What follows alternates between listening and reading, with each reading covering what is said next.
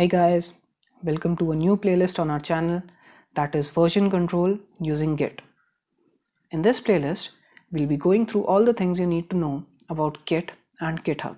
Here is how this playlist is going to look like. We will start with an introduction to version control and answer some of the basic questions like what is version control, why is it important, and what is Git. After that, we'll be taking a look at all the necessary installations. Then we will see how to use Git locally and walk you through some basics on how to work on a local repository. After that, we will learn about branches, remote repositories, command line for pushing, pulling, and cloning, branching and remote repositories, collaborations, and much more. Okay, so now let's take a look at the topics at hand today. The topics that will be covered today are everything about version control and a basic introduction to Git. So let's start with version control. What is version control?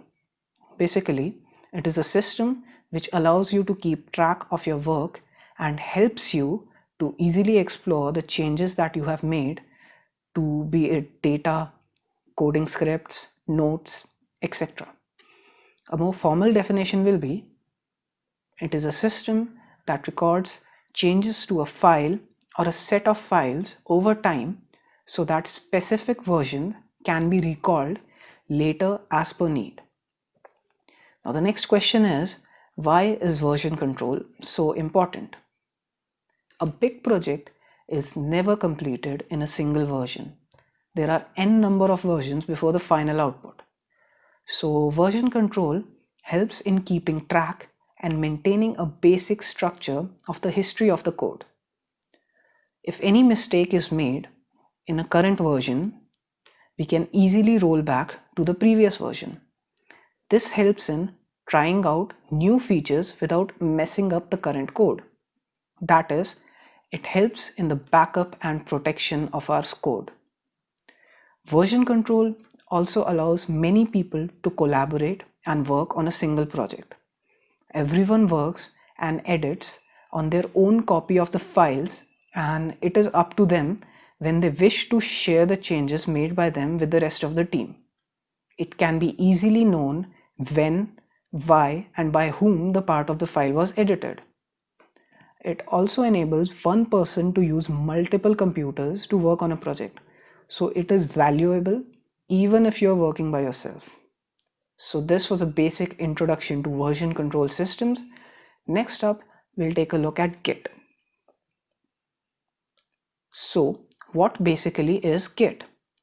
Well, it's the world's most popular version control system which helps us keep a record of the changes done to the files and recall specific versions of those files when necessary. As explained previously, it enables multiple people to work on a project simultaneously. Hence, it helps in easy collaboration.